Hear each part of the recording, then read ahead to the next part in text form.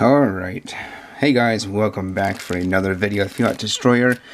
And before you go and think this looks like a boring video, I will say I've got something exciting going on coming up, so stay tuned if you want to witness that. At least it's exciting for me. It might not be exciting for you guys, but I'm excited about it. And with that said, let's go ahead and get into this video. This here is a pickup from my local coin shop, my favorite coin shop, Chambersburg Coin Exchange. Shout out to him. Got a couple of videos of Chambersburg Coin Exchange on my channel. And like I said, this is 90%. That's everything I picked up, and that was just yesterday. So excited to be able to do that. Was in the area. I was able to stop in there and destroy some Fiat. Unfortunately, he didn't have some of the other things in stock, like Silver Eagles and stuff that I really wanted to get, but that's okay. Still had a great time talking to him. And what we've got here is mostly $half. So actually what I picked up is $12 face. And you can see I've got a little bit of variety. I'm not sure if I got any of JFK's. I might have got just Walkers and Benjis and, whoops, a couple of Barbers. So he had a couple Barbers in the regular bin without any extra premium, and let's see, here's two of them. Maybe it was just two.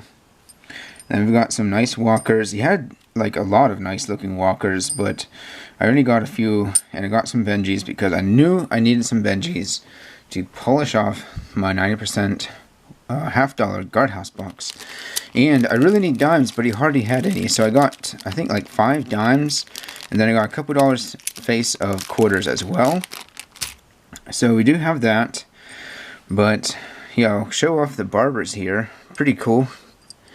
Now, I usually pass on a Barber if it's just really slick, and as you can tell, these are pretty worn, but there's still a decent amount of detail there. You can easily see the date, 1909 and 1912. The 1912, well, I thought one of these had a mint mark. Maybe the one I passed up had a mint mark. Can't really tell. It's a little bit of damage right there, but still pretty cool. This one especially looks pretty nice. So took what I have those. Usually you can't buy Barber $half for just regular junk silver price. And got some nice Benjis. So what I might have to do is just check over these, make sure that there's none that would upgrade my album. But I know I can pick out some dates. I know my dates a little bit, not a whole lot. And the funny thing was, while I was there, Gary himself was looking through them, and he found a key date in the box. So I guess I missed that one, but yeah. You never know what you're going to get, guys. When you buy silver, you can watch for key dates and stuff like that. Alright, so trying to sort these out here a little bit. Looks like I did get mostly Benjis, and I did have a reason for that. So I'm going to check my album really quick and see if any of these upgrade, and then I'll be right back. Alright guys, so I did actually find a couple upgrades to my album. Nothing too amazing, but this 1952 Philadelphia and the 1950 Philadelphia both were upgrades from this recent purchase. And as you can see, I do have a couple holes, 1948D, 1951D, 1953 Philadelphia, and 1955 Philadelphia. So yeah, those are the only holes. My next page is all full, and getting pretty close to finishing off this album. This is not something that I really went out of my way to fill in, but just kind of watched for the dates as I needed them. And of course, they're not really BU examples. I mean, I've maybe got, well, that 1956 there is pretty nice. But I think on this next page, a couple of these more recent years are more BU examples, but most of them are just circulated, which is fine. Not really going overboard with that. But I guess I do have a little paper here with the dates that I still need, so that's pretty cool. Alright, well that takes care of that, and now we can get on to the next project. Alright guys, so I need to clear some space here. I'm going to move some things off to the side. We've got our Walkers, we'll put them over here, and let's get all our Benjis and put them over here. And we can take a quick look at what I did get in the quarters and dimes. I know there were some toner quarters and some nicer ones, so that's pretty cool. And I did pick out a standing liberty with a date, so I don't usually get the standing liberties, but like here's a very uncirculated 1964, kind of in gem condition.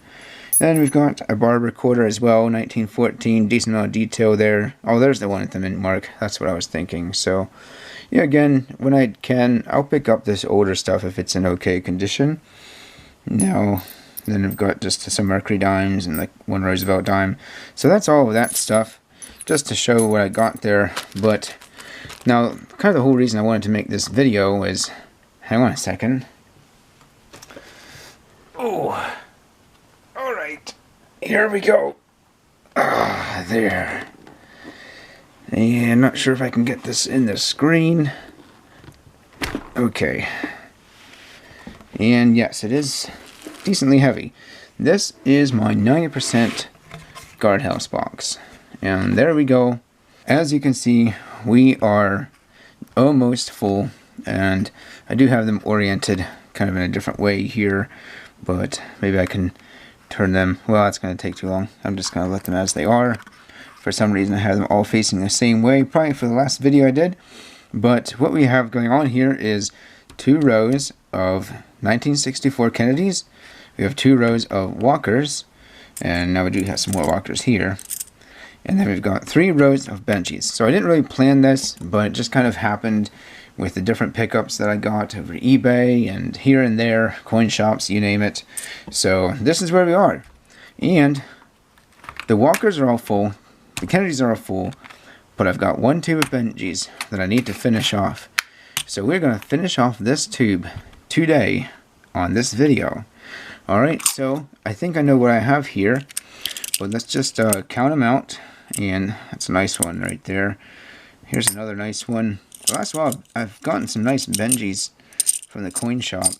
Alright guys, so let's count up our $half here and make sure we get a full tube of Franklin's, and hopefully I can not mess this up. I keep trying and messing it up because I'm trying to count by 2s, but we should have 20 Walkers to fill this up. So there's 2, 4, 6, 8, 10, 12, and 14. So I think that was $7 face, and $10 face goes in the tube. So we're going to need 16. And I usually like to have a nice one on top, so I'm going to keep maybe one of these. I'm going to keep this one on the top. So we were at 16, there's 18 and 20, and the tube is full. And we've got 2 left over. Whew! Alright, wow, so that tube is full, and our box is full. And thunk, she goes in the box. That's great. Wow, it's almost hard to believe. It's been such a long time since I started this box. I'd say a long time, maybe a couple years, I'm not sure. I think sometime during 2019 I would have picked up this box, and then yeah, got a pretty good start on it and almost finished it in 2020, but as you can see, we finished it in 2021. I believe when I went into 2021, I needed a couple Walkers and some Kennedys and a few Benjis as well. But now the box is full. Now, question is, now what? Well, we get the lid. There we go. Done. Done, done, done. What do we do with these? Well, I might get another box, guys. I'm not sure. Actually, if I get another box, I'll get 2 boxes. And what I would do is try to get a full box of Walkers, a full box of Benjis, and a full box of Kennedys. But I don't think I will. I've thought about doing that, but I don't think I will. And the reason is because I'm just going to stack whatever comes along. Like, I do like the 90%, but I have certain goals, and this was one of my goals, is to get 1 box of 90% $half. Another goal is to get a box of 40% $half, and I have completed that goal. But I don't really tend to keep on going.